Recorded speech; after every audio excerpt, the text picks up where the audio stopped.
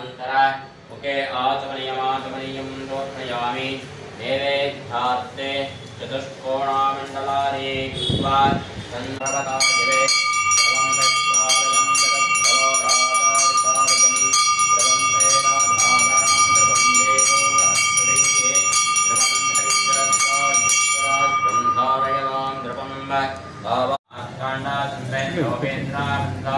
नमो गणपते तुम ब्रह्मणां ब्रह्मणस्पते नमो नमः कारणकारणाय नमो नमस्त्राय कृपाकराय नमो नमः शीघ्रावरमताय तस्मै गणेशाय नमो नमः ಮಹಾಗಣಾಧಿ ಪೌರಾಣಿಕೋತ್ಪನ್ನದ ಸೂಕ್ತ ಮಹರ್ಷಿಗಳನ್ನು ಕುರಿತು ಹೇಳುತ್ತಾರೆ.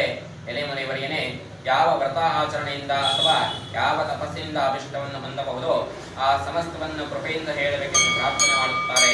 ಸೂತರು ಶೌನಕಾದಿಗಳನ್ನು ಕುರಿತು ಹೇಳುತ್ತಾರೆ. ಎಲೆ ಮುನಿಗಳಿರ ಕೇಳಿ, ಭಗವಂತನಾದ ಶ್ರೀಮನ್ನಾರಾಯಣನು ಪೂರ್ವದಲ್ಲಿ ದೇವಋಷಿಯಾದ ನಾರದನಿಗೋಸ್ಕರ ಯಾವುದನ್ನು ಹೇಳಿದರೋ ಆ ವಿಚಾರವನ್ನು ಹಾಗೆಯೇ ಹೇಳುತ್ತೇನೆ, ಸಾವಧಾನವಾಗಿ ಕೇಳಿ.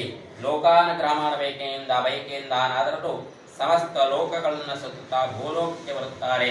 ನಂತರ ಅಲ್ಲಿ ನಾನಾ ವಿಧವಾದ ಕಷ್ಟಗಳಿಂದ ಕೂಡಿದಂತಹ ಅನೇಕ ಯೋನಿಗಳಲ್ಲಿ ಉದ್ಭವಿಸಿದಂತಹ ತಮ್ಮ ಪೂರ್ವಾರ್ಜಿತ ಕರ್ಮ ಫಲಗಳಿಂದ ಕಷ್ಟಪಡುತ್ತಿರುವುದನ್ನು ನೋಡಿ ಈ ಲೋಕದ ಸಂಕಟಗಳ ಪರಿಹಾರ ಯಾವ ಉಪಾಯದಿಂದ ಸಾಧ್ಯವಾಗಬಹುದೆಂದು ಮನಸ್ಸಿನಲ್ಲಿ ಆಲೋಚಿಸಿ ವೈಕುಂಠ ಲೋಕವನ್ನು ತಲುಪುತ್ತಾರೆ.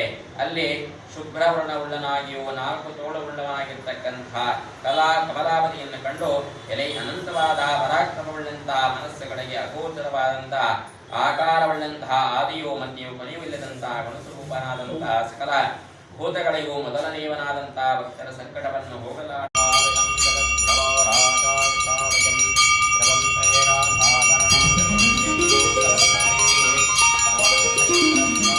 ಮಂಗಳಾತ್ಮಕ ದುರಿತತಿಮಿರ ಪತಂಗ ಗರುಡ ತುರಂಗ ರಿಪುಮದ ಭಂಗ ಕೀರ್ತಿ ತರಂಗ ಪುರಗರ ಸಂಗ ನೀಲಾಂಗ